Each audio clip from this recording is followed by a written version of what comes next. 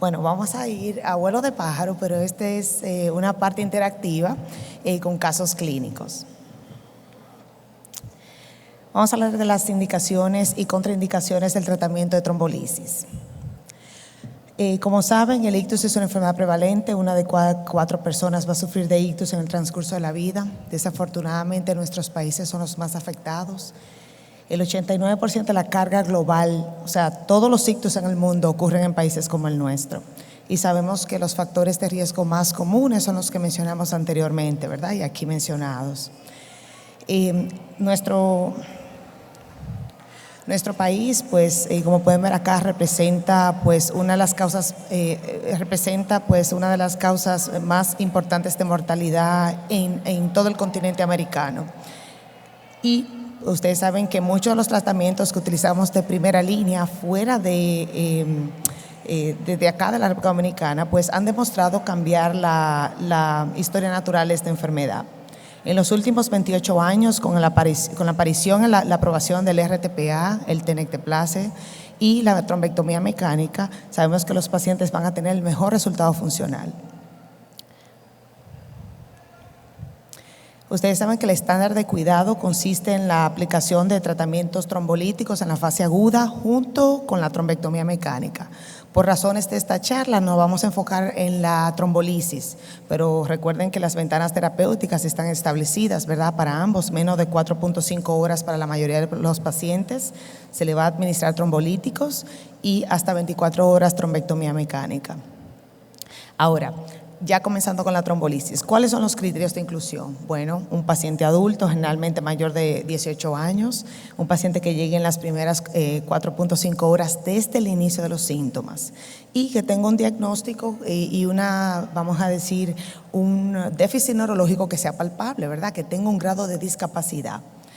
Y recuerden que solamente son criterios de inclusión. Hay pacientes pediátricos que hemos tratado con RTPA, ¿verdad? Entonces va caso a caso, ¿verdad? Pero generalmente esas son las indicaciones y el label de esta medicación.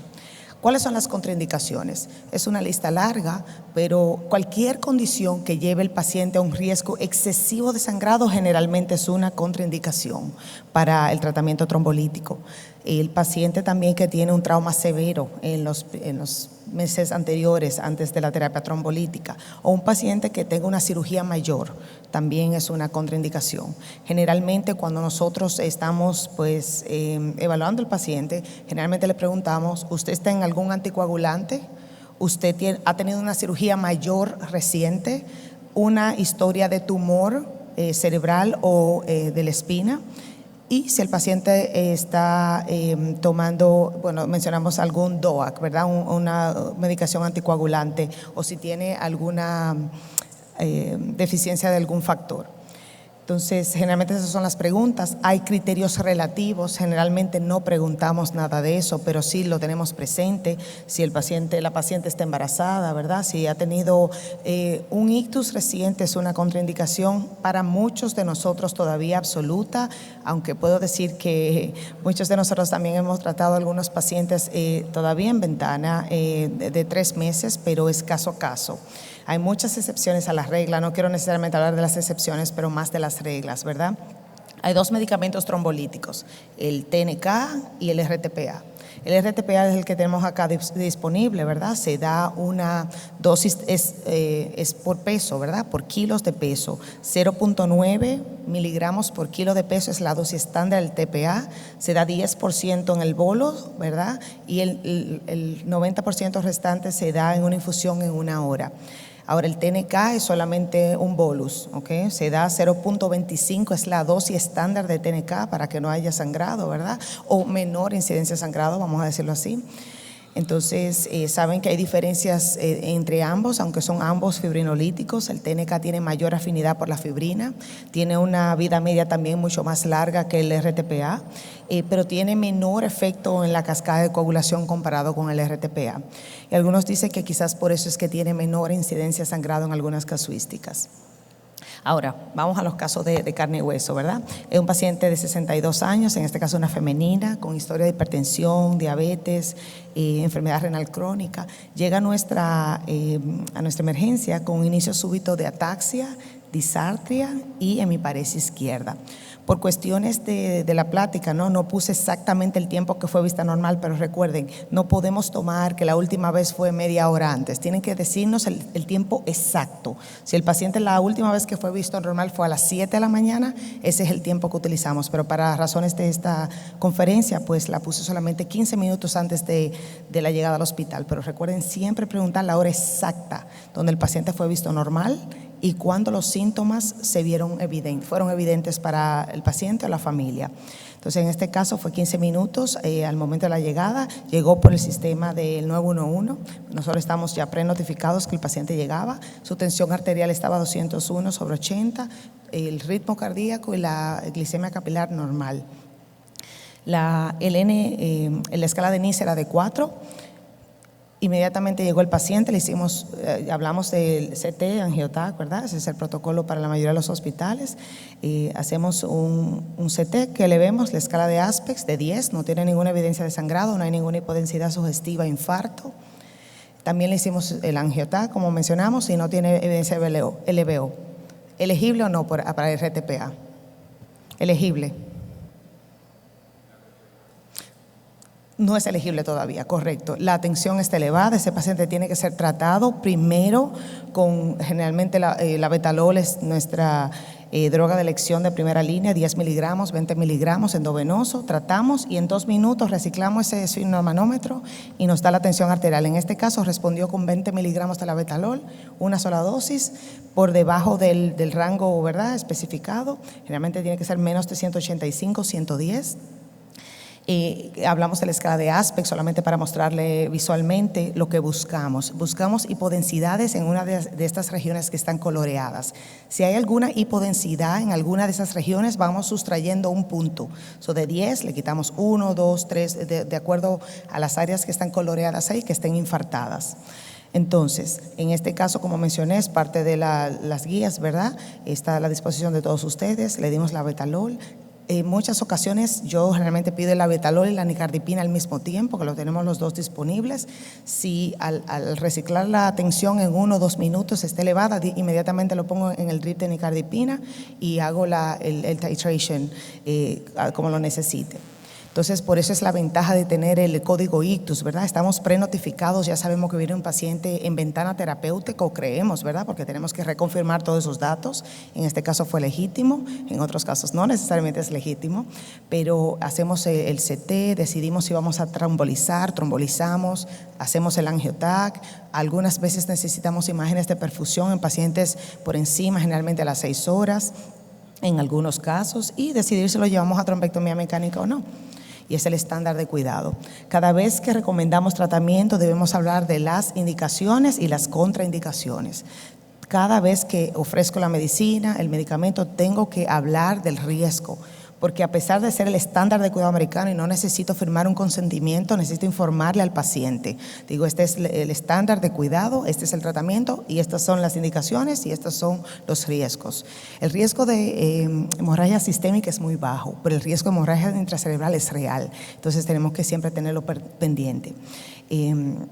En este caso, la paciente realmente casi como un efecto de Lázaro, en menos de 10 minutos o 20 minutos, quizás no más, la paciente recuperó totalmente un NIH de 0, y cuando le hicimos pues los estudios convencionales como parte del Stroke Workup, vemos que la paciente tuvo un pequeño infarto, casi en la cápsula interna, entre el lentiforme y la cápsula interna, pero la paciente no tuvo ningún déficit neurológico, se fue para la casa sin ninguna terapia física.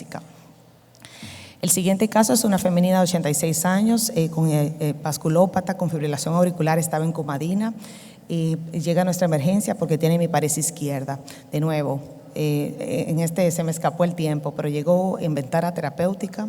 La presión arterial, la tensión normal, la frecuencia cardíaca, la azúcar un poquito elevada, 324, y el NIS de 20.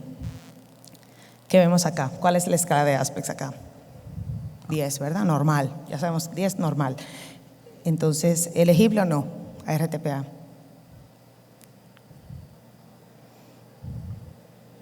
Elegible, pero ¿qué nos falta? ¿Qué nos falta? los tiempos de coagulación. En estos pacientes, estas son las excepciones a la regla, pero es una excepción que vale mencionar porque hay muchos pacientes en anticoagulación, sobre todo en warfarina. Entonces, en ese paciente, para ser elegible, yo le digo a la farmacia, bueno, necesitamos el PT, PTT, NR, ¿verdad? STAT, rápido. Cuando nos llegue el resultado, tenme la medicina aquí, premixea, nosotros la premixiamos y la dejamos ahí al lado del paciente. Una vez llegue ese resultado, el INR de esta paciente estaba en 1.2, o sea, elegible, ¿verdad? Porque tiene que estar menos de 1.7. Entonces, sabemos que es una contraindicación. Si el INR está mayor de 1.7, ahí se acaba. No hay tratamiento trombolítico. Si el paciente tiene LVO, entonces va para la sala de hemodinamia inmediatamente. Y en este paciente particular, ya sabíamos, no presenté el angiotac, pero ya sabíamos que tenía un LVO, tenía una oclusión de la arteria cerebral media derecha. Entonces alertamos al team de hemodinamia, a los neuroendovasculares y la llevamos a la sala. Le hicieron su primer run de contraste. Y cuando iban a entrar los dispositivos, el vaso se recanalizó solo. Esto no pasa frecuentemente, pero pasa. Por eso no se le puede al paciente deprivar el tratamiento trombolítico, porque en menos del 25% de los casos, mucho menos, del 25% de los casos se va a recanalizar ese vaso sin necesidad de hacer la trombectomía mecánica. Se abortó la trombectomía, la paciente fue al cuidado intensivo post-trombolítico. Este fue el resultado final de su ictus, tuvo un infarto cortical, ¿verdad? Pequeño. La escala de NIH creo que se fue con un 1, tenía parálisis de la cara, 1 solamente en el NIH, a la de alta. Entonces ya entendemos que en esos pacientes hay que esperar, en eso sí hay que esperar por los tiempos de coagulación. Siguiente caso es un masculino de 62 años, hipertenso, que llega con hemiparesia izquierda. La última vez que fue visto fue 1 hora antes de llegar al hospital. De nuevo, casi todos estos pacientes fuimos prenotificados por el personal 911. El stroke team estaba esperando al paciente en la puerta, niveles de tensión arterial normales, igual que el ritmo cardíaco, la glucosa estaba en 45 y la escala de NIH de 20. Le hicimos un angiotac. ¿Quién se anima? ¿Qué vemos en el angiotac?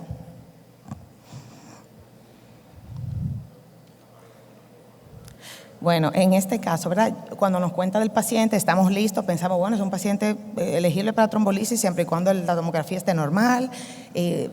Bueno, oímos que la glicemia estaba baja, le dijimos, bueno, reemplácenla rápidamente, la volvimos a chequear en el hospital, estaba en 20 cuando llegó al hospital, la volvieron a reemplazar, pensábamos, bueno, puede ser hipoglicemia, ¿verdad? No sabíamos nada de la tomografía, le reemplazamos la glicemia, volvió a sus límites normales, pero al encontrar el CAT scan que vimos, bueno, este paciente tiene un tumor hasta que se demuestre lo contrario, porque tiene lo que parecería una hiperdensidad en el lóbulo occipital derecho y tiene toda esta área de edema, ¿verdad? Alrededor. Yo lo primero que pensé fue un meningioma, pero, ¿verdad? Eso está en discusión porque todavía hay que hacerle su resonancia magnética. No me animé, ¿verdad? No me animé porque este paciente tiene mucho edema y no necesariamente por el meningioma, pero el edema es preocupante y la aplicación de trombolisis. Nos pasa mucho, ¿verdad? Pacientes que debutan con signos neurológicos agudos y no tienen infarto, sino masas.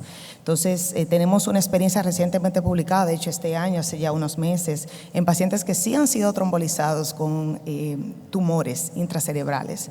Y una cantidad importante de pacientes fueron analizados, pero solamente aproximadamente 100 pacientes fueron trombolizados. Y de ellos no hubo una incidencia alta de sangrado realmente, aunque son observacionales, ¿no? Esto no es randomizado. La incidencia no fue tan alta. Y de hecho, pacientes comparado con pacientes que no tenían tumores, a veces hasta similar la tasa de hemorragias, pero los pacientes que más sangraron por alguna razón fueron los pacientes con tumores pituitarios en esta casuística. Una de las más grandes, de hecho, publicadas hasta el momento. El siguiente paciente es un masculino de 50 años que llega con hemiparesia izquierda, 20 minutos del inicio de los síntomas, su tensión arterial 212/105, ritmo cardíaco de 100, glucosa normal, un NIH de 28.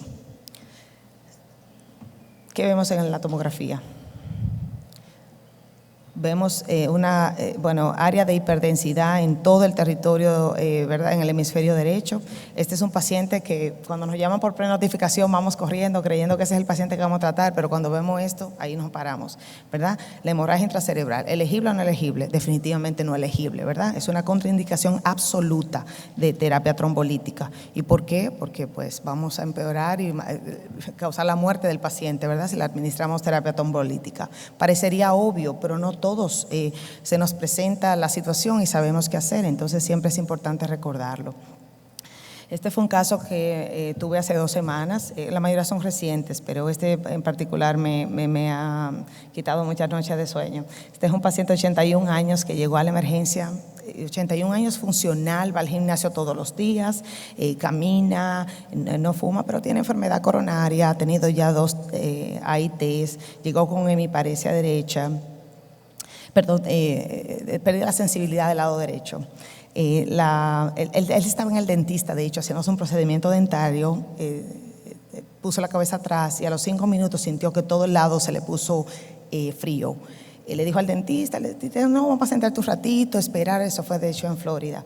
El paciente se mejoró un poquito, se paró, sintió que la pierna como que le arrastraba, dijo, no, algo no está bien, me voy al hospital. Vino al hospital a los 25 minutos del inicio de los síntomas, todo normal.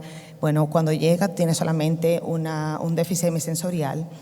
Yo pensé, bueno, hemisensorial, yo generalmente esos pacientes generalmente no los trato, los dejo sin tratar, no estaba en ningún tipo de anticoagulación, solamente aspirina por la historia de vasculopatía, pero cuando lo caminé no podía caminar, tenía ataxia de la marcha. Y eso es una discapacidad. Nosotros tratamos discapacidades, no solamente la escala de NIH. Hablé con el paciente, le dije, bueno, yo en verdad pensé no tratarlo, pero veo que no camina y eso le hubiera causado discapacidad severa a ese paciente que es totalmente funcional. Le digo, doctora, yo no quiero estar así. Bueno, vamos a tratarlo. La escala de Aspects, esto fue por inteligencia artificial, nos llega el reporte de la tomografía, como les presenté en la escala de Aspects, pero así es que nos llega, que no hay mucho que analizar ni mucho tiempo que perder, escala de Aspects de 10. Bueno, yo traté al paciente, maravilloso, desconecto, fue por telemedicina. Me llaman a las 2 horas que el paciente tenía un dolor de cabeza y comenzó a sangrar por la nariz. Bueno, inmediatamente le digo, ya le dimos TNK. El TNK no hay infusión que parar, se le da una sola dosis y ya, ¿verdad? Entonces le dije, lo primero que tiene que hacer es inmediatamente llevarlo a tomografía, ¿verdad? Porque no hay infusión que parar. ¿Y qué tiene el paciente? Una hemorragia intraventricular y también en el lóbulo parietal derecho. Ese fue el corte donde más se veía el hematoma, o sea, el paciente sangró de forma significativa. En ese momento el NIH solamente había aumentado 1 punto, hasta ese momento, o sea, tenía un NIH de 2, pero el paciente sangró y sangró. Le revertimos el TNK, ¿verdad? Este es el protocolo, el algoritmo para la reversión. El paciente hizo un pico de hipertensión, quizás pudo haber sido el trigger o quizás fue solamente la respuesta, ¿verdad?, a la hemorragia intraventricular e intracerebral. Este paciente, el NIH terminó en 9 de 1, él llegó a un NIH de 1, tenía heminegligencia, desviación de la mirada. Los revertimos, obviamente, todos los niveles, el fibrinógeno no estaba consumido, o sea, no hubo que administrar el fibrinógeno. Pero el paciente está vivo. En neurocirugía declinó pues hacerle un drenaje extraventricular. Yo pensé que sin el drenaje se iba a morir, pero no se ha muerto el paciente. Tiene, bueno, yo creo que ya va para la rehabilitación. Tiene un NIH ahora de 6. Pero es un paciente que me llamó mucho la atención y me preocupó bastante porque en realidad esta es mi segunda transformación hemorrágica en 12 años de práctica neurológica, porque hacemos un triaje, pero lo hacemos, ¿verdad?, sopesado y con cuidado. Obviamente no fue una falla mía, pero uno se siente mal como quiera, ¿verdad? Cuando eso pasa nos sentimos mal todos y no queremos que pase, pero siempre es importante mencionar ese riesgo. Por eso que quiero que recuerden siempre mencionar el riesgo, porque hay personas que sangran independientemente de esa lista de contraindicaciones que mi paciente no tuvo. Okay. Y llegó en ventana terapéutica, ninguna contraindicación, entonces es un riesgo real y no se siente bien cuando le pasa a un paciente. Sabemos que el angioedema también puede pasar, otro efecto secundario, ¿verdad? Y cuando pasa también tenemos que tratar de forma agresiva.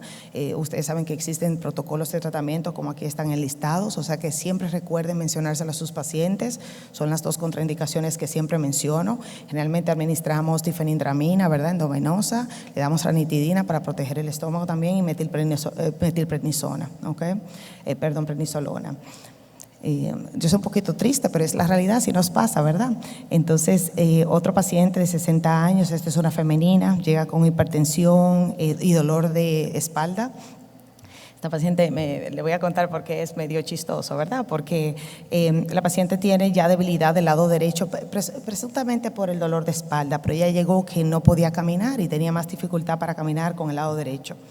La paciente estaba caminando en Walmart comprando los artículos de la casa y llegó a nuestro hospital a 30 minutos del inicio de los síntomas.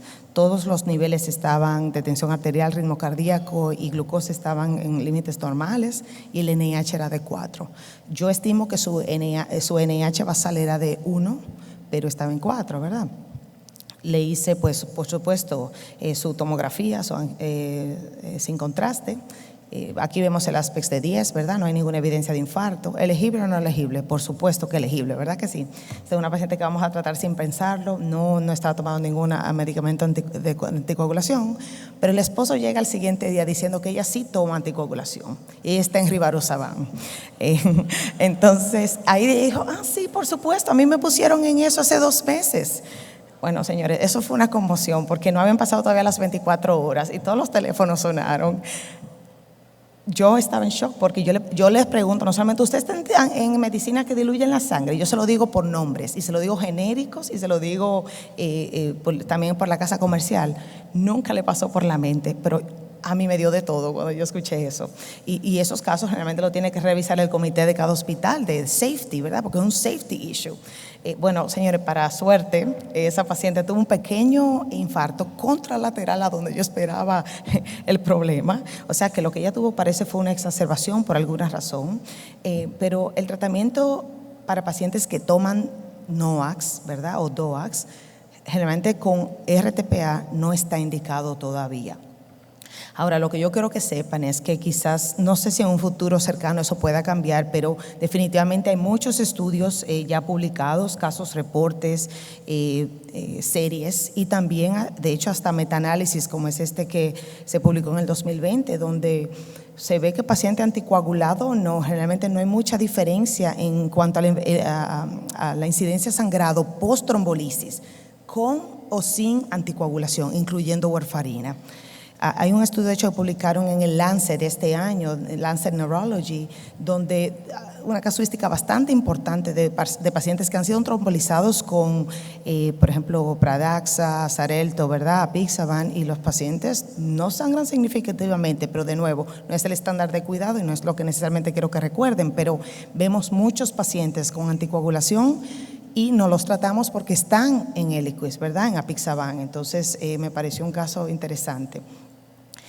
El siguiente caso es una femenina, un masculino de 81 años, hipertenso, diabético, de nuevo, prediabético, muchos factores de riesgo, ¿verdad? En pacientes adultos, pero también adultos mayores y jóvenes. Hemiparesis izquierda, disartria, llegó a las 5 horas desde el inicio de los síntomas, porque claro que nos llegan los pacientes tarde también. Los rangos de los signos vitales estuvieron normales y la escala de NICE es de 7. CT. El Aspect 10, ¿verdad? No hay ninguna evidencia de sangrado. Creemos que el paciente, definitivamente no está en ventana terapéutica. Le hicimos un angiotac, no tiene evidencia de LVO. ¿Qué harían ustedes en este caso? El paciente está fuera de la ventana convencional de trombolisis. ¿Alguno de ustedes hace trombolisis fuera de ventana terapéutica? Convencional. Bueno, en este caso, en este hospital en específico, yo trabajo para muchos sistemas hospitalarios, no hay protocolo para pacientes que llegan por encima de las 4.5 horas. Hay un protocolo específico que se puede seguir. Este es el infarto que tuvo este paciente. Se quedó con su hemiplegia, su NIH de 7, se fue a rehabilitación, camina con un bastón, o sea, quedó con una discapacidad, ¿verdad? Este paciente Perdón.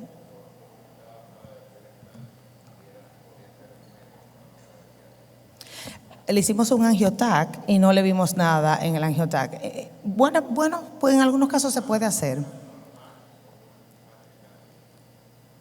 No recuerdo eso, pero en el angiotac que nosotros utilizamos generalmente es bastante sensitivo. 100% no podemos decirlo porque el gold standard es la angiografía cerebral, ¿verdad que sí? Entonces, pero ese paciente se puede, yo entiendo por la clínica y también por el tipo de imagen que lo más probable haya sido un perforante. Pero sí, es cierto, sin un angiograma no sabemos con certeza que no haya sido una oclusión de vaso mediano, el MEVO, ¿verdad? Que es lo que pregunta el doctor Suazo. Muy común en nuestra práctica.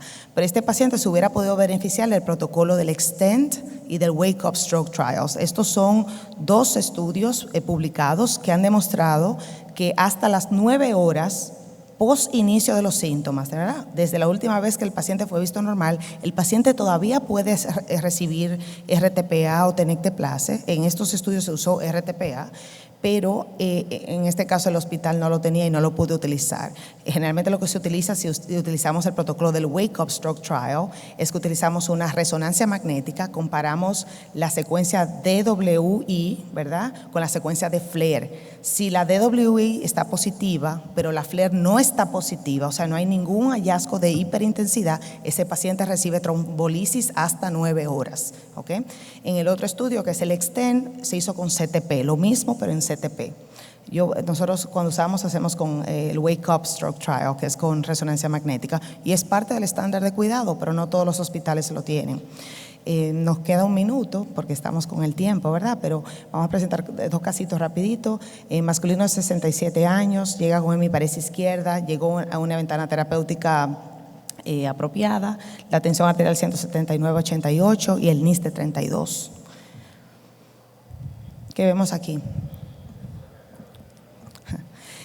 Yo puedo ver hallazgos, incluso en la escala de Aspects, yo puedo decir que esa escala de Aspects tiene al menos un 6, pero no se ve claramente quizá para la audiencia, pero tiene un signo de la cerebral media hiperdensa del lado derecho. Hasta que se demuestre lo contrario, ese paciente tiene una oclusión de esa arteria, ¿verdad? O carotidia distal, ¿verdad? Como lo pueden ver aquí, el signo de la flecha. Entonces, en el angiotac lo pueden ver, no hay flujo en esa arteria. Ese es un paciente que llegó en ventana terapéutica. ¿Elegible o no elegible? Es elegible. Este signo era una contraindicación en el pasado para trombolisis, pero ya sabemos que no. Si lo ven, por favor, trombolícenlo si llegan en ventana terapéutica. Bueno, ese paciente no solo fue trombolizado, sino también se llevó a la sala de hemodinamia, porque entendemos que un NH32 es respetable ¿verdad?, el tipo de infarto que tiene ese paciente. En el lado ipsilateral, donde tiene el signo de la cerebral media hiperdensa, tiene una oclusión de la carótida. Y en el lado contralateral tiene una estenosis severa de la arteria carótida izquierda. Esos son los pacientes comunes, ¿verdad?, que nos llegan. Ese paciente se recanalizó, hubo que hacerlo en 2 pases. La carótida derecha, ¿verdad?, que es el área en cuestión, esa izquierda no se tocó en ese momento. Y le voy a contar que a pesar de la recanalización con RTPA y con trombectomía, el paciente sufrió un infarto severo. El paciente eventualmente fue hecho por Comfort Care, ¿verdad?, porque la familia no quería que él viviera así, aunque quizás hubiera tenido algún resultado funcional, pero difícil saberlo. Como pueden ver aquí los cambios. Y estas son de las limitaciones también que tenemos en estos pacientes que tienen oclusión en tándem, tienen una oclusión de un vaso proximal, pero tienen un LVO. A veces el TPA no es efectivo en esos pacientes y bajo esa premisa, pues muchos estudios han tratado de evitar el RTPA y llegar directamente a la trombectomía creyendo que sería el mejor resultado funcional, pero no siempre se puede hacer la trombectomía. Entonces, por eso siempre es importante administrar la trombolisis si es posible, ¿verdad?, si el paciente está en ventana terapéutica. Y eso es lo que le mencionaba. Ya solo queda un solito caso, un masculino. Este fue un caso bien interesante, 40 años, él era DJ, estaba en una fiesta, él tenía historia de reparo de la válvula aórtica, estaba en comadina, fumaba, en plena fiesta se colapsa, disjoqueando, Nos llega por telemedicina, nos llaman a la 1, literalmente fue como a las 2 de la mañana, porque era un hospital remoto. Le administramos RTPA después de que llegó el INR, estaba bajo los límites terapéuticos. El paciente llegó a nuestro hospital para hacerle la trombectomía mecánica, tenía una oclusión de la arteria cerebral media derecha de nuevo. Este fue el infarto, a pesar de la trombectomía y del RTPA, pero ese paciente se fue a la casa con un NIH de 1. O sea, solamente no se asusten por el infarto, a veces es lo que es, pero lo que importa es la discapacidad del paciente y cómo se ve antes, durante y después. Hablamos de las dosis de RTPA, ¿verdad? Recordar que es por kilo de peso, no podemos darle menos de lo que necesita el paciente, porque entonces no estamos haciendo lo que el estándar de cuidado manda. Asegurarnos que el paciente no tenga ninguna contraindicación antes de administrarlo. Recordar los niveles de tensión arterial post-TPA son importantes porque es un factor importante que predice conversión hemorrágica, aunque como vieron en mi paciente no fue necesariamente el caso.